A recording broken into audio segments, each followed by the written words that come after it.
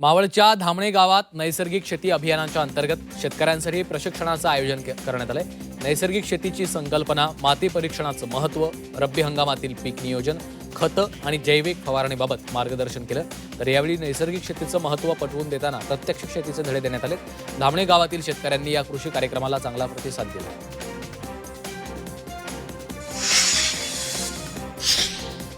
भंडाऱ्यातील बाजारामध्ये भाजीपाल्यांच्या दरात वाढ झाली आहे। किरकोळ बाजारात टोमॅटो आणि वांग्याचे दर 40 ते 50 रुपये आहेत, तर पत्ताकोबी, फुलकोबी 60 ते 80 रुपये असून चवळी 80 रुपये किलो दरानं विकली जाते। हे दर आवाक्याबाहेर गेल्यानं गृहिणींचं बजेट कोलमडलं।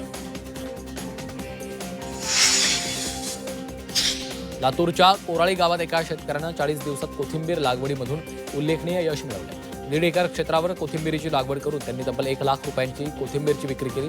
या संपूर्ण लागवडीसाठी त्यांना फक्त 25,000चा खर्च आलाय।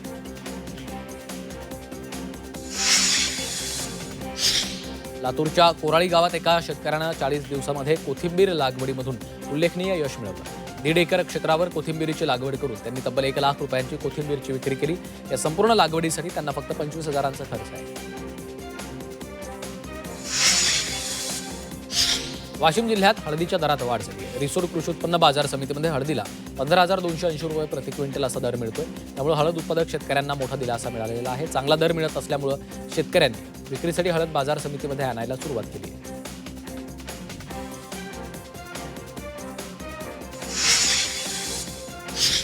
वाशिममधील चिखली सुरबे गावात आंब्याच्या झाडांना मोहर फुटलाय। यंदा डिसेंबर महिन्यातच आंब्याच्या झाडांना मोहर फुटल्यानं सर्वांचं लक्ष वेधलं जातंय। तापमानातील चढउतार आणि आर्द्रतेतील फरक यामुळे बहर वेळेच्या आधी आल्याचा अंदाज आहे।